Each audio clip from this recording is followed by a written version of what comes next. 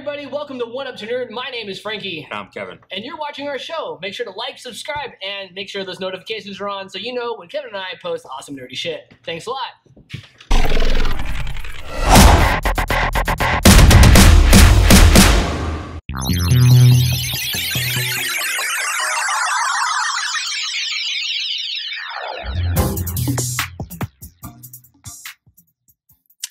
Hello and welcome everybody to One Up to Nerd. My name is Frankie. And I'm Kevin. And you are listening to the podcast. Thank you for tuning in. We're really excited to record. And today, let's just make this get this out of the way. The last episode, we tried to film it. Yeah. And that was an epic fail.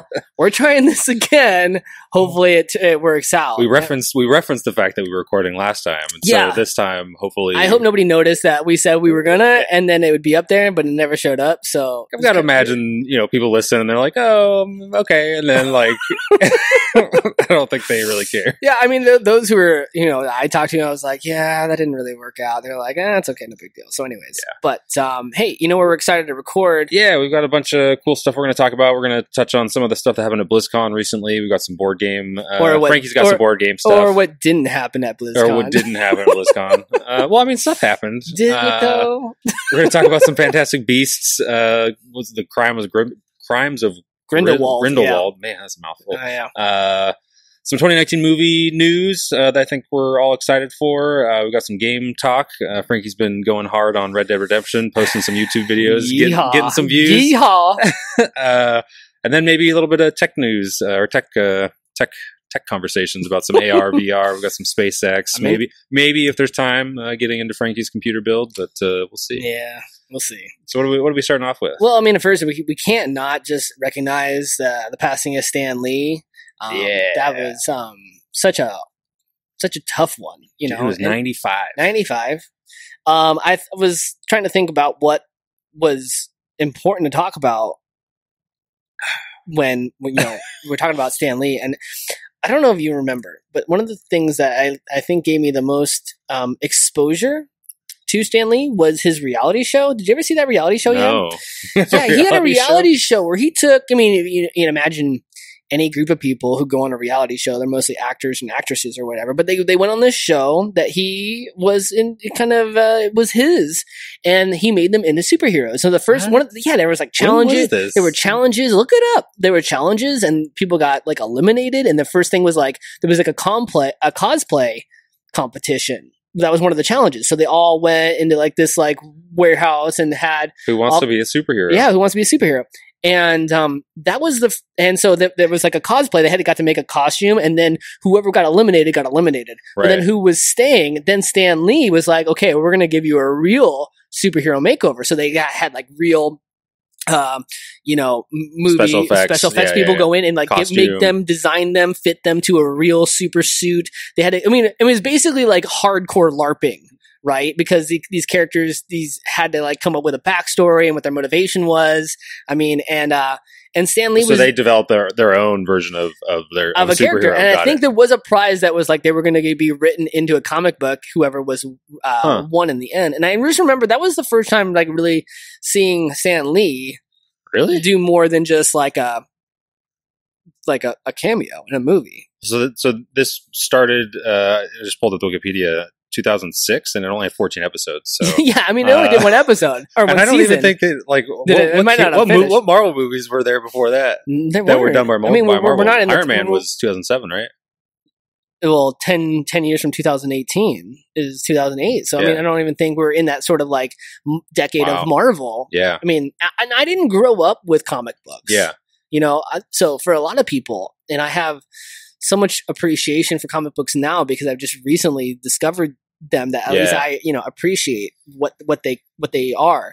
But for people who were 5-6 years old and looking to these characters in these comic books, they were important to them. And I would imagine if that was you, then Stan Lee was even more important. Yeah.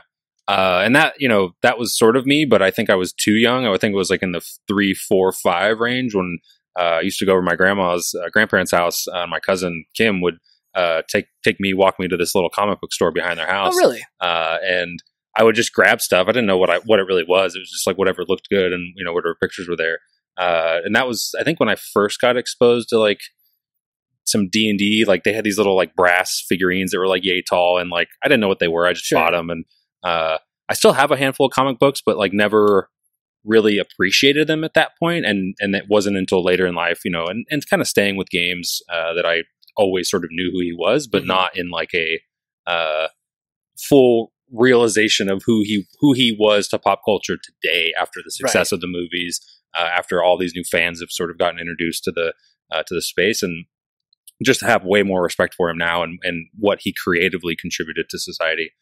Even though there's a lot of like controversy around how he sort of made his millions and sold his rights and like didn't necessarily give credit to like all the different artists, but I think that sort of got rectified in one way or another. It's hard, but like, it's hard to like, it's hard right now to really dig into maybe what he didn't do, right? You know, and you know, hindsight is 2020, so can't really fault him for that stuff. He was an amazing contribution to nerd society, for sure. Hall of Fame, like Hall of Fame maybe number one. I don't know. I don't he was know. 95 making comics for who knows how long. Yeah. He was a great person, I'd imagine. And anyways, you know, Kevin and I, I was recently on Tabletop Tuesday. Check them out. I'll put a link in our YouTube page. But, you know, they invited me to be another guest spot on the show this past week, and I was happy to do it. And it was right after Stanley passed, and Kevin and I have recently started trying to get some shirt designs going. And I thought to myself, you know, what can we do that's something, you know, just small in honor of him. And so Kevin and I started doing some research and found the Stan Lee Foundation. Kevin and I are going to donate 15% of any shirts that we sell to the Stan Lee Foundation, which goes towards education to children in the arts. Yeah. And I think that's so cool. It's so fitting, and I'm so for that philanthropy. So like, I'm stoked to do that. We're going to do that until the end of 2018. So not only the shirts that we have available now, but we're also going to be designing a new shirt and releasing it, and probably doing some specific social media promotion once that happens. Yeah, Kevin had a really cool idea. I'm not going to give it away, but I can't wait. We're going to keep it secret. Yeah. He doesn't have too many good ideas, but this one's a good one. Yeah. Okay, so we'll moving on. The snooze fest that is BlizzCon, or at least from what I could gather. Kevin, you know, you have a long, rich history with Blizzard, and so I want you to kind of give me your side of things. So I worked for Blizzard for 6 years. I went to every BlizzCon, and you know, prior to starting at Blizzard, and then worked every BlizzCon while I was there, and sort of have fallen out of paying attention to BlizzCon, but like.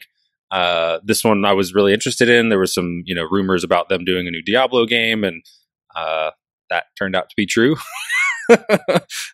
Diablo Immortals, mobile focused Diablo game, which had a huge backlash against it.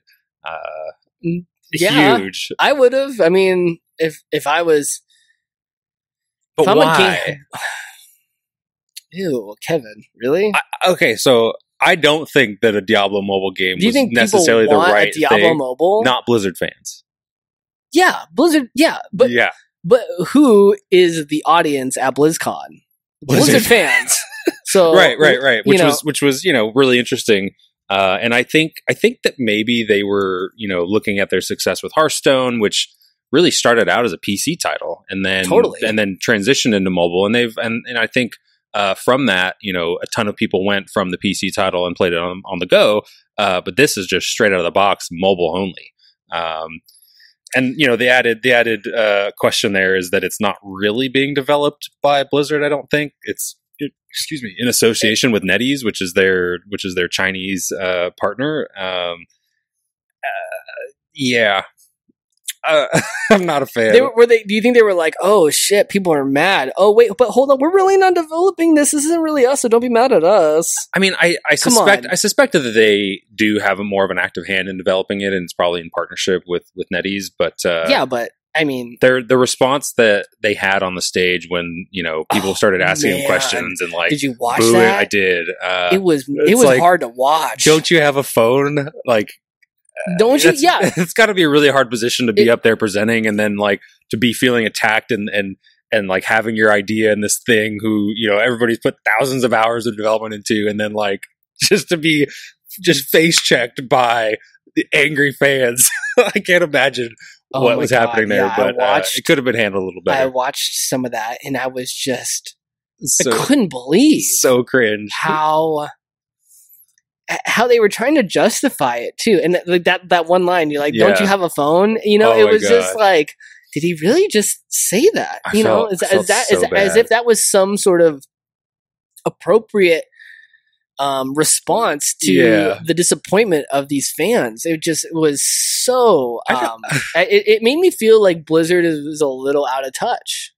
I definitely felt the same way. How could you not think that? I don't know. But like, I feel like Blizzard has been super successful. I mean, they have been super successful. I mean, nobody can argue with Blizzard's success. With all their success, and they've always announced and had a ton of love for everything they've announced. Of course. And so when you're preparing for these speeches and these large presentations, like, I don't think that they prepared for the what happens if nobody likes this. Like, they're just like, this is going to be awesome. Our shit smells like roses. Like, what do you think? Okay, well, there's other things that happened at BlizzCon, like the remastering of Warcraft 3 Frozen Throne.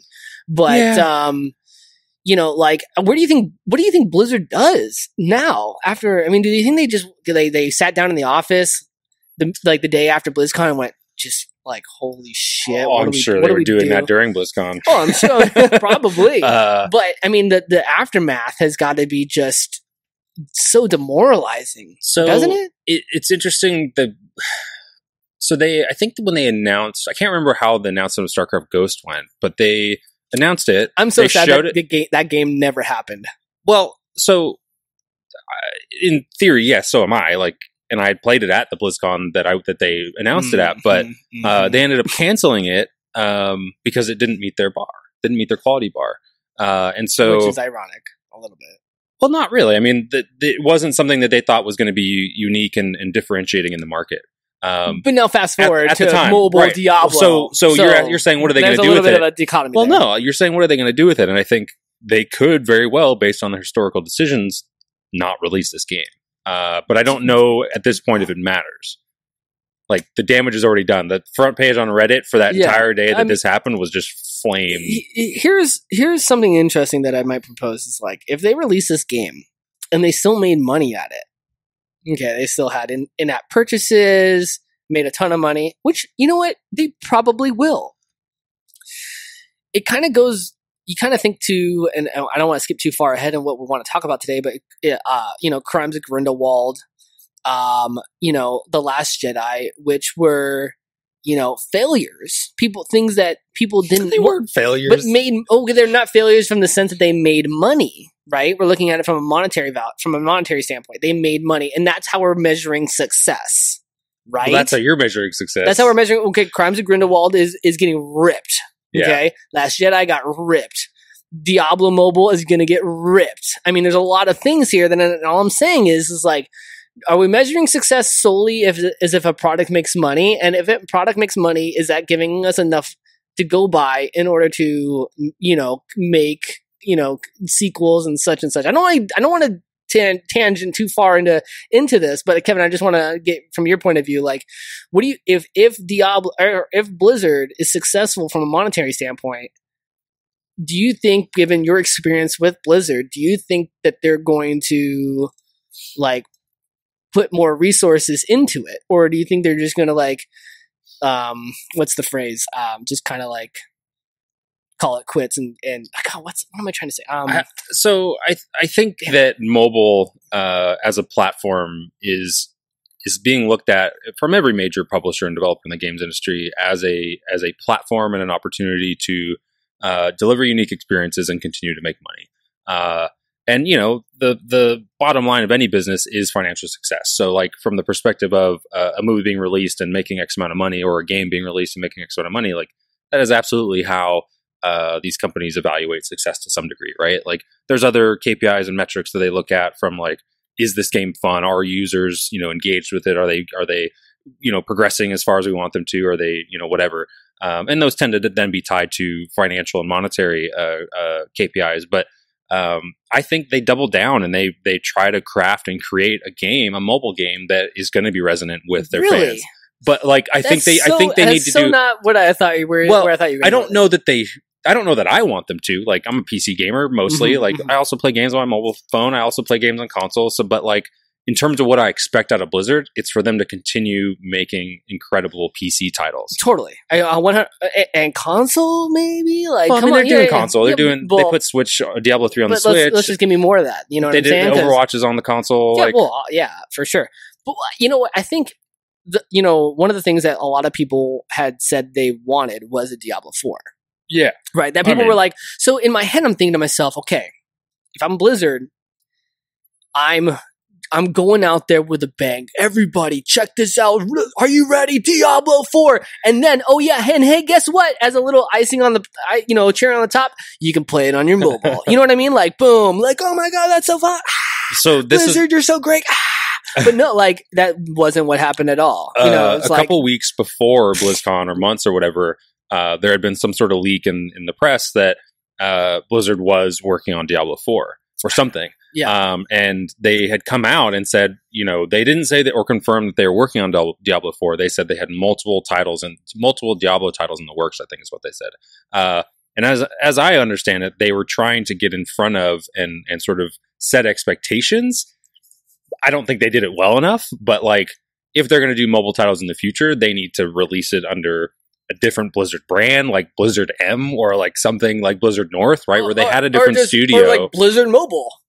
Yeah. You know what I'm saying? Yeah. And that's all I'm kind of getting at is like, I totally this agree. should have been like in a supplementary product to what they were offering at their once a year BlizzCon, which is, when you talk about like cons, that's one of that people. One that started like the individual publisher cons. Yeah, I mean, that was one that like I know that I was always like jealous. I could never go to. I mean, now I think I can, but I mean, I was talking to my a friend of mine, Matt from OC Geekly, and he's at Tabletop Takeover, and I mentioned to him how Blizzard seemed to be a total snooze fest, and he said, "Well, for me." He spent most of his time doing the whole collectibles thing. Mm. This is something that I have no idea about. You have a little bit of an idea because I know you have quite a few collectibles from the time you worked there. I got rid of most of them. But but I'm alluding to the fact that there is this market for collectibles, little figurines. But people are so into. Yeah. But he said that he went down onto the floor, and then they kind of looked at each other and were like, "Yeah, let's go back up to the." How can you spend 3 days on just doing collectibles? I think it's only 2 days. They have a press day, I think, on something like that. They have some press stuff beforehand, no, and for me, I'm glad I didn't go. Like, I mean, well, personally, I am just probably never going to go to another BlizzCon. Oh, really? Just having worked it and having had that experience already, like, I just don't really need that. But the remastered, so I'm sort of against remasters, like. I don't want to go back and play the games I already spent my youth playing. And I just think I'm getting a lot of that feeling when we talk about origin stories and stuff like that. It's like I can kind of infer what happened. I played this game. Like, thanks for making it look better. Yeah, but at its core, it's still the same. And that's one of the things that I got the sense from on Pokemon Go. With that, but Pokemon Go is the mobile one. Let's Go. Let's Go. They're using that Go suffix. Well, that's how much I care about it. Well, they're using the Go suffix to indicate a certain type of gameplay, which is more about the catching than it is about the whatever Pokemon battles. game's coming out for the Switch. Yeah, it's Pokemon Let's Go. Yeah, Let's Go. Yeah. That's what. But like. That's what, at least the kind of feeling I'm getting from Let's Go is like it's almost a remastery of that original game. No, I don't want to skip too far ahead because I want to talk about it. Yeah. But I'm just kind of like wow, we're talking about this, and this is what my thought was, and so that's that. Anyways,